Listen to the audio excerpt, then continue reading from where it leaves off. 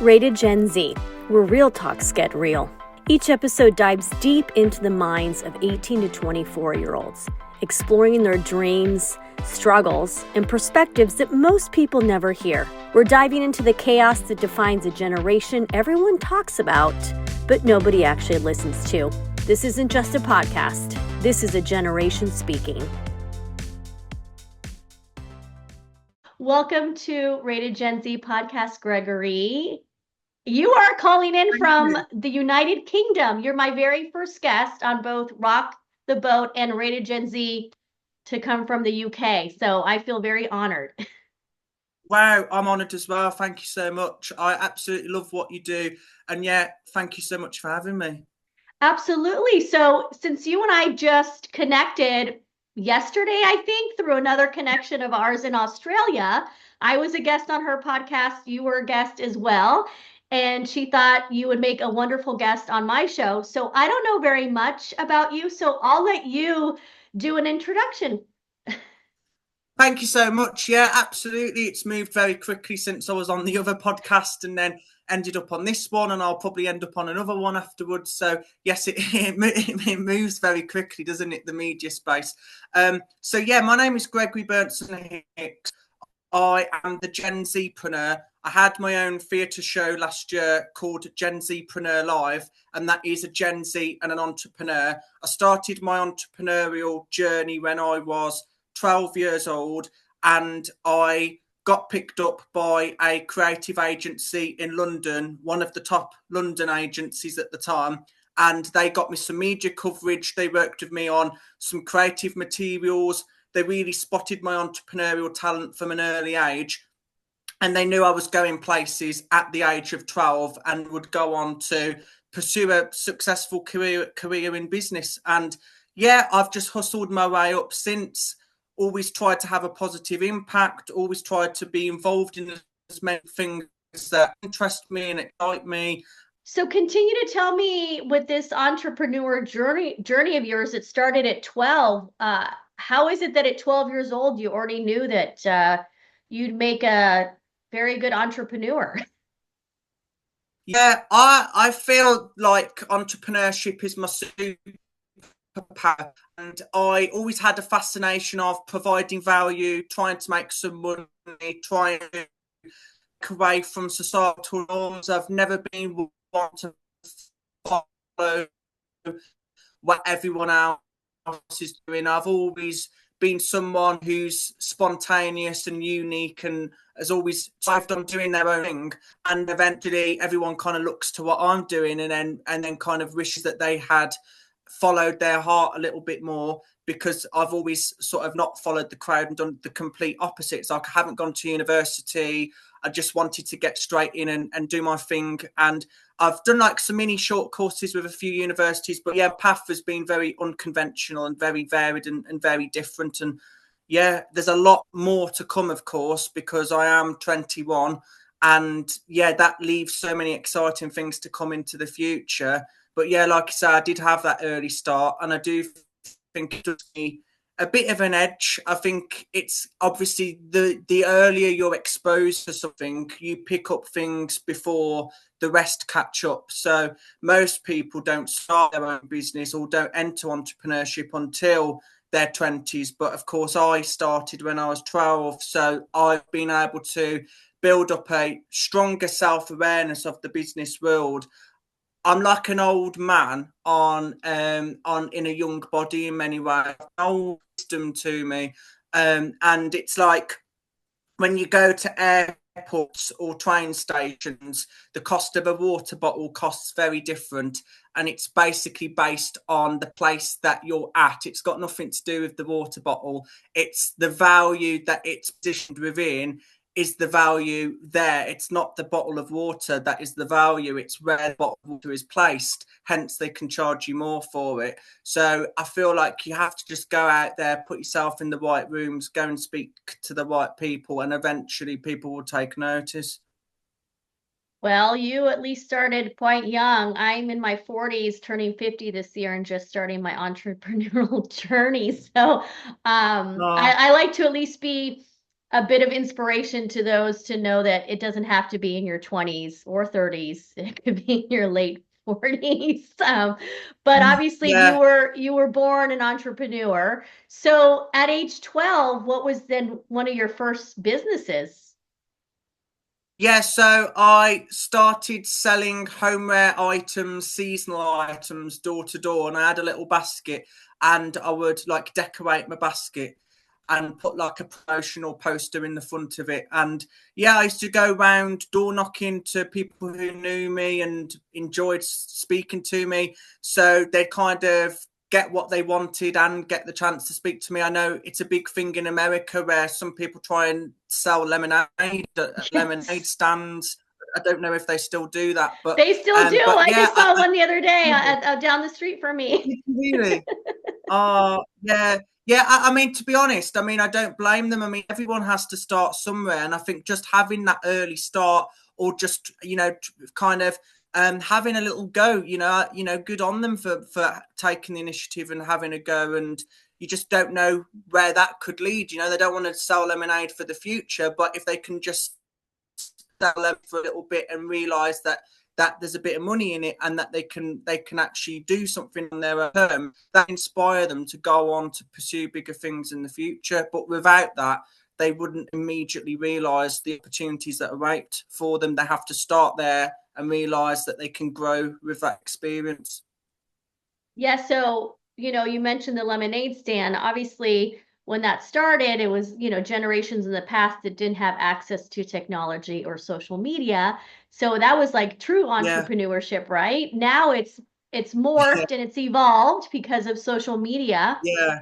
So for Yeah. you, I isn't that what you're essentially doing now with your business, like PR and social media? I'm curious now how that's evolved for you.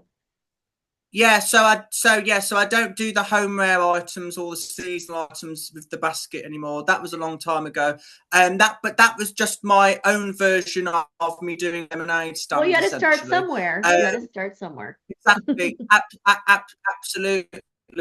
I don't do that now, but I basically have. So I'm a PR manager, so I have my own PR business called Gregory Stars. And I started out being a talent agent to television personalities and influencers, and then I moved away from that and realised that the biggest influencers are CEOs, leaders, subject matter experts, founders, because they've got something that they're working on which is long lasting. They've got more substance. I do feel like TV fame is often quite fleeting, and they'll get 15 minutes of exposure on the back of it, but it doesn't really seem to have masses of longevity to it. Whereas I feel if you're a CEO or founder and you're very knowledgeable about a particular subject, there's always going to be someone somewhere who will want to hear your thoughts. And there's no better person to get to feed into an article, let's say, about podcasting, let's say, who hosts their own podcast. So I go for people that have something about them, that have substance and can provide value to a wider audience. And then I essentially hook them up with radio presenters, journalists, producers. I have paid business arrangements as well. So that's how I'm able to secure the PR coverage essentially. So it does give me some PR power, because not everyone has that. So I think from different media outlets and lots of key figures, then it's easier to do that for other people. And I've always been quite good at doing my own PR. So I wanted to choose something that I felt like I could do really well for myself first and then do it for other people. I know some people who have like a social media coaching business, but then they don't actually have like any social media themselves. So I feel like you've actually got to be good at the thing that you're selling first, do it well for yourself and do it well for others later. And that's kind of where I went really. But I started with a TV personality who was on a TV show, and it's housemates stay in a reality TV house together for a couple of weeks. And yeah, they come from all different personalities and backgrounds. And then I was there at the live launch and then met her family, and I just felt like a connection to her. And she was actually from my same city as well. So she was local, so it kind of all made sense. And I got to go to her local radio interview and did some bits and bobs with PR and stuff for her. So that kind of made me think, if I can do something, I can. So do you see that being a business of yours for the long future, or do you have other goals when it comes to Yeah, your I journey? definitely, yeah, definitely. It's come to an end. Really, it's not the thing that it's not my dream business actually. It's not the thing that I want to do forever, but it's just where I am at the moment. And I think, yeah, it's very entrepreneurial. I'm very good at it. And yeah, I know how to work the media and how to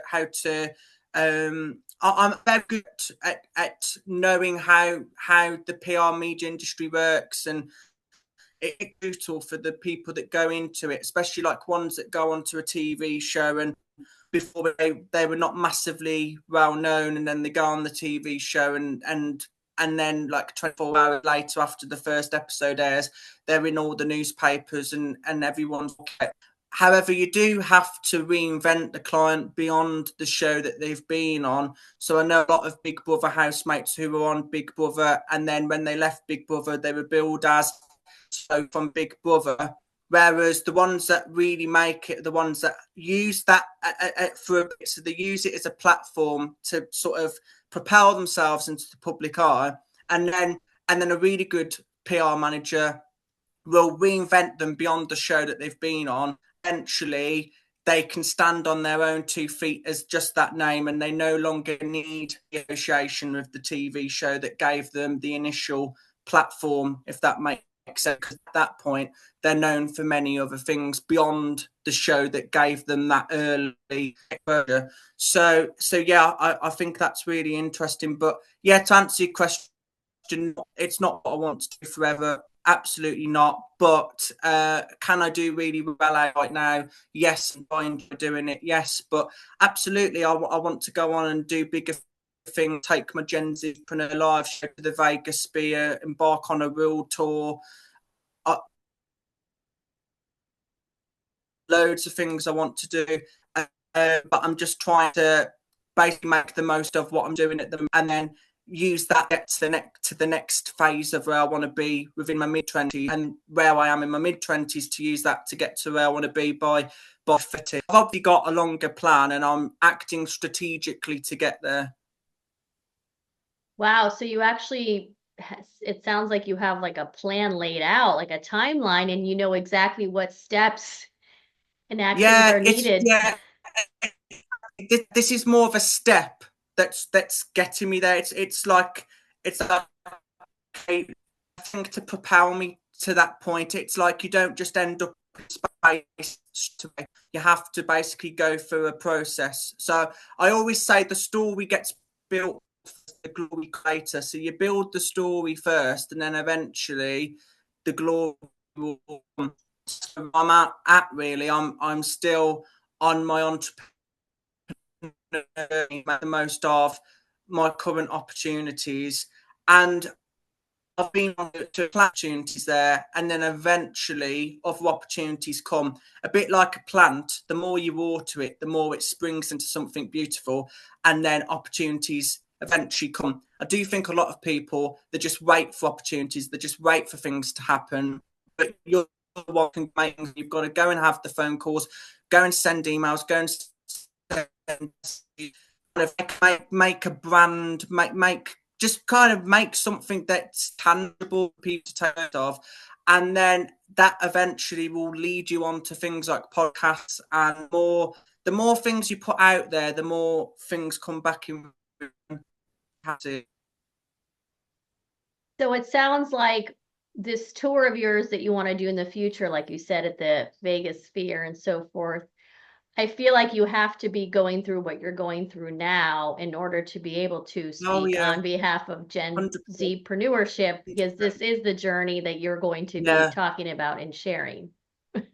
yeah, absolutely. And I remind myself when it gets really hard and it gets really difficult that I am on that story, and that success hits different when you know it was bloody hard, but so worth it. And then had to go on that long, hard journey to get there. So yes, success definitely feels so much more rewarding when you know it wasn't just handed to you, and that you've actually gone out there and gone and made it happen, and yeah, turned a pound into millions, really. So let me ask you this. Have you had a pretty good support system through all this? Because I will say that, at least my parents' generation and the older generations, a lot of times they still are wanting their children to have a traditional path.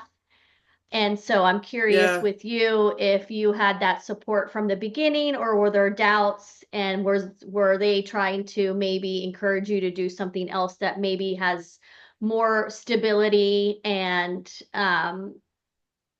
just easier path? Yeah, yeah, I know what you mean. I think I had a few conversations with my mom about it, but she's always known that there's something special within me, and she's always known that I've got that star quality and that star presence. And I think you know from an early age when your son or daughter just has something about them that you know it to success.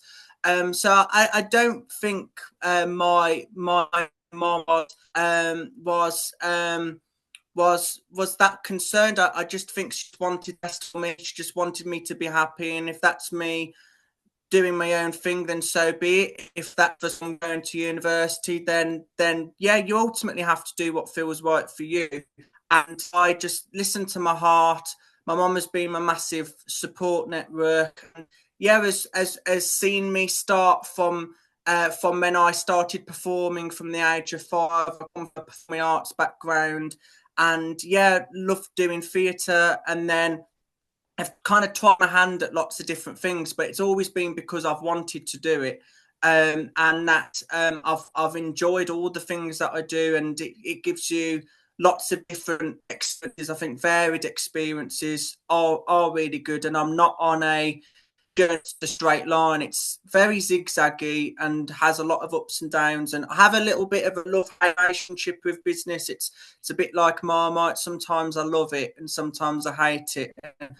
Amazing things I get to do, and all the amazing people and all the amazing opportunities that come back. And but then I also don't really like sort of the hard conversations that you have to have with people on the phone sometimes, and just falling apart, and deals falling through, and things just getting a bit messy. But that's what I've signed up for, and I just remind myself that I think every entrepreneur has signed like a terms and conditions with themselves to that. Sorry, my phone's going off. Yeah, to basically agree with themselves. Yeah, to basically agree with themselves that no, the journey isn't going to be easy. Entrepreneurship is brutal. It's not sunshine, rainbows, candy floss. It is really hard. And I think, yeah, when you work hard, then the rewards do come eventually, but you have to stay in the game to see success. But university just felt like it wasn't for me, to be honest, and that I was more of someone that was better off me and learning business by doing business. So yeah, I did business at college for 2 years. Really enjoyed that. However, I've realised that there was so much that I've learnt on the outside world that was never discussed and that was never taught in the classroom. And yeah, you definitely do learn business by they teach you how to do contracts in school. They don't teach you all of the business, don't teach you any of those things. They just teach you the course essentially. And the lecturers that I was taught from had never even owned their own business. Again, they're lecturers, they're not prior business owners. So that's the difference. So Yeah, just do what feels right for you and give it your all and make the most of whatever that is, whether that's your own business or going to university. And I know some who have been university, and then I know some who have been and they had to go one of them, and then yeah, they go on to do other things. So yeah, in the world, I think you have to experiment. You have to find what works, find what doesn't, and then find within that what actually feels authentic to you. It's sort of like making a cake. You've just got to get the right ingredients. You have to go on that little journey for a bit of exploring different options and exploring different business models and speaking to people that are really good mentors or provide really good insights, and that then gives you a really good foresight then of where to go next.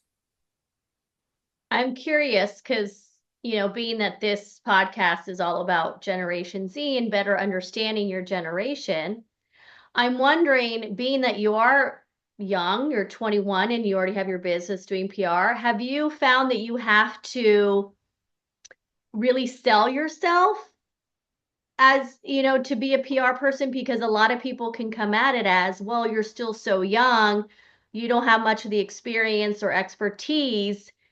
So I'm wondering, has that been an issue for you, or has it been, well, have you been able to essentially like prove, up front Yeah, that you are yeah, worthy of the job? But I do feel like your age can kind of be a detriment sometimes when people want to work with yeah. I you. mean, yeah, I mean, I found it quite the opposite, actually. I found it a challenge. I think age is just a number, and as long as you're really passionate about what you do, as long as you've got a track record of doing it really well, and as long as you provide results, provide return on investment. I mean, someone paid me £600. I made them £7,000 on a £600 investment a few weeks later. So absolutely, people don't care how old I am, as long as I can make more money and get them really good exposure and get them really great features and work with them on something that also allows them to go on to those bigger things,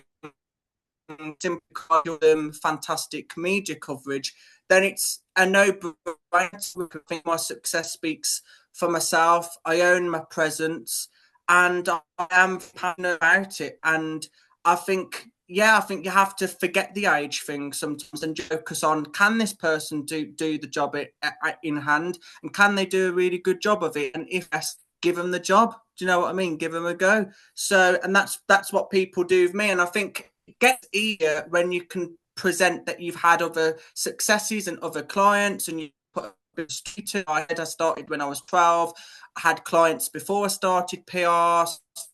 So all those things work for me as well. But yeah, no one's ever asked me, to be honest. I don't even think people really know how old I am. I think they just think, yeah, he's the PR guy, let's work with him. So I think, you don't phone like someone that works in a cake shop, ask them how old are you for making our birthday cake. You don't care how old they are, as long as they can make a fantastic cake. You judge their work, not their age, is what I say.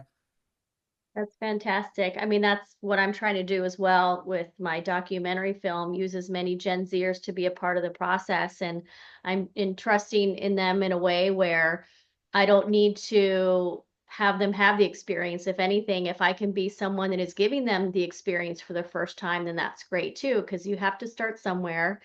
That's the thing. I don't Yeah, know how it is in the UK, but in the US, there is an issue of a lot of college graduates or just young adults trying to go into the workforce, and they're trying to get a job, but the job titles and descriptions want you to have all this experience, but it's hard yeah. because once again, you have to start somewhere. So a lot of it is taking a risk and in believing in you, and that's wonderful to hear that people are believing in you and seeing your work and taking it for what it's worth, and entrusting you in that. And I think that's something that a lot of people tend to forget. Yeah, I remember that they were once our age as well. Like you were once as well. Yeah, I think people just have to forget the age thing and just focus on yeah, are they good at what they do? If so, then give them that experience. And I think if anyone listening who is in a position where they can provide opportunities and experience to the white people who need it, then absolutely give them that experience. It's like a few weeks ago, I recently lost one of my friends due to their business going in a different business direction. No fault of my own. I provided them a really good return on investment, and yeah, went above and beyond like I always do, and provided a really great service. And unfortunately, I did lose the client because of factors out of my control. So it hasn't been an easy few weeks because, of course, that was a consistent monthly income that I was getting, and now I'm no longer getting that from that client.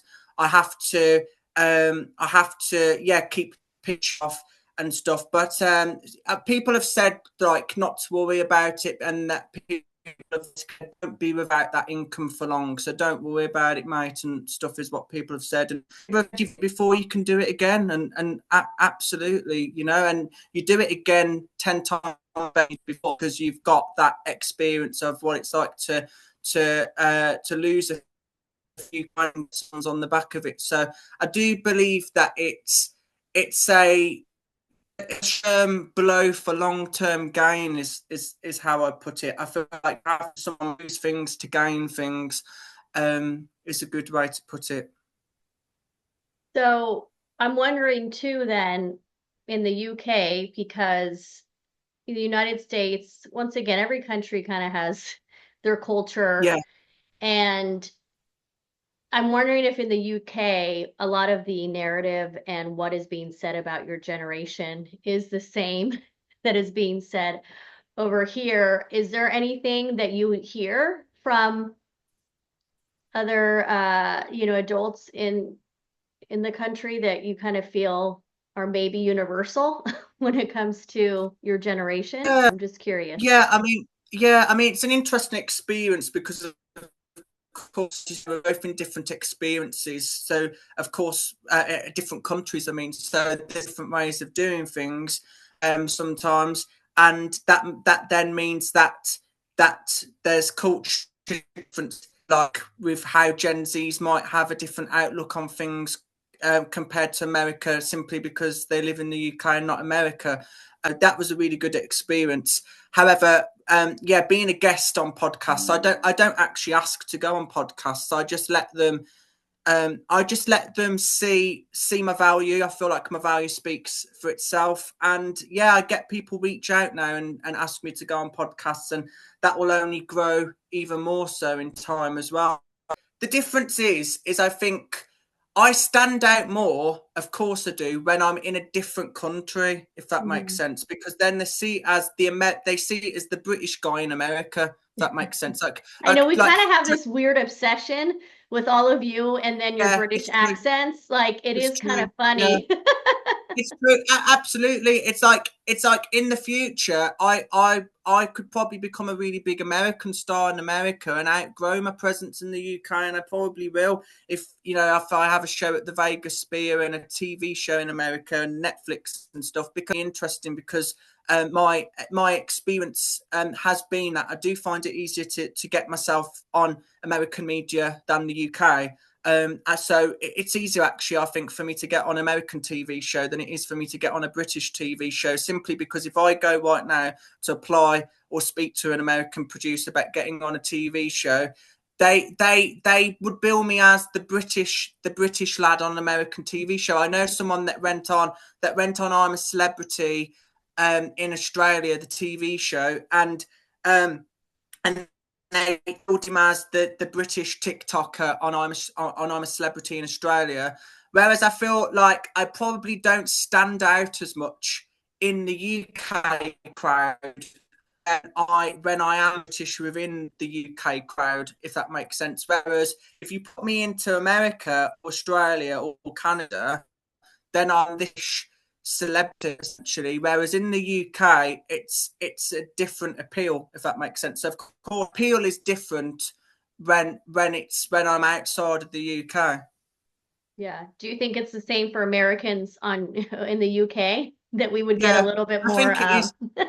television Yeah, time? yeah, it is. Do you know the actor Mickey Rourke? Of course, yes. Hollywood. Yeah, he's just been on the UK version of Celebrity Big Brother. He left a few days ago. Celebrity Big Brother is the same show I mentioned earlier, but with celebrities, where celebrities live with other celebrities in a reality TV house for a couple of weeks, and it's a special experiment to see how they connect, how they get on, what stories they share, and he must have some incredible stories as well. But yeah, so he's left Celebrity Big Brother now, and he's I think he's flew back to America today. But he was papped in the newspaper this morning, basically leaving the UK after his stint in the Celebrity Big Brother house. So yeah, he obviously stood out more as the American in the Celebrity Big Brother house. It's the same if you do it the opposite way to that. If you put a British person into an American reality TV show, then it's the British person on American TV. Whereas if you put a famous American actor like Mickey into the Celebrity Big Brother house in the UK, then he's obviously billed as big American star on Big Brother UK. So Which yeah, he's so really not a big American star anymore. Sorry, Mickey. They need to stay relevant, so then they have yeah. to do kind of these celebrity Big Brother types Yeah, but shows. that's why they go on reality TV Yeah. shows like Big Brother, because they know they can get a lot of money from it very quickly, and they know that that they can quick exposure. Apparently, his fee was estimated to be about $500,000 to go on Big Brother, and Paul doesn't get paid that for a movie Well, anymore. good for So him. Yeah, it no, so it makes no, sense. I was So gonna say that's definitely more yeah. money than he's probably making over here for sure. He even admitted it himself. He was in the house. He said it was either between a small role in a upcoming movie or going on a British reality TV show called, and he went on that instead. So and came over the UK and went on Celebrity Big Brother. And so yeah, obviously he sees the value in reality TV, because he went on The Masked Singer in America, and that's a reality TV show where celebrities dress up in other costumes, and you have to guess celebrities. So yeah, I mean, they do try their hand at TV when they've had a massive career in movies, and were probably known in their earlier ages than their older years, and then in their early years they think, yeah, reality TV is a bit of a quick way to get a bit of money into and to get full blown exposure. Would you ever do reality TV? It's interesting. I mean, the money was right and it was the right opportunity, then probably, but it depends what it is. If it was Big Brother, Celebrity Big Brother, I probably would do it, because it would give me an opportunity to share my wisdom to a larger audience. And yeah, for a few weeks in a reality TV house for a big sum of money, it's not bad. But yeah, it did. Yeah, like I say, I would consider it if it felt like it resonated with me, and if it felt like the right opportunity. And I like meeting people from different walks of life. I like networking. I like putting myself out there. I enjoy the media industry. So yeah, Celebrity Big Brother probably would be quite good for me, to be fair. So yeah, we'll see what happens. I think I would like to do TV. I've done some TV previously, and I was recently green tested for a new TV show, which I came up with the idea for, and then I went and got an executive producer to work with me who worked for Warner Brothers for 15 years. And then she then helped me get a production company, and then they had a big meeting with me, and I'm going to front the TV show, but we're waiting on the moving parts to come from that, basically. So yeah, I think it's like, watch this space. I think some things are a bit of a slow burner, but eventually you will get there. You just have to keep trying and keep pushing. And yeah, keep making noise, and then people will open. So yeah. Well, I think that's a fantastic way to end the episode. But I wanted to thank you again for being on the show, on the Thank podcast. you. Yeah, Yeah, I loved absolutely. it. It's really good. Yeah, absolutely. Just keep trying, keep going, and yeah, just give something a go, and you never know where it could take you. Very true. Very true. Well, thanks again, Gregory. Thank you so much. Thanks for having me. If you enjoyed this episode and you're between the ages of 18 and 24 and would like to be a featured guest, go to rock.vision.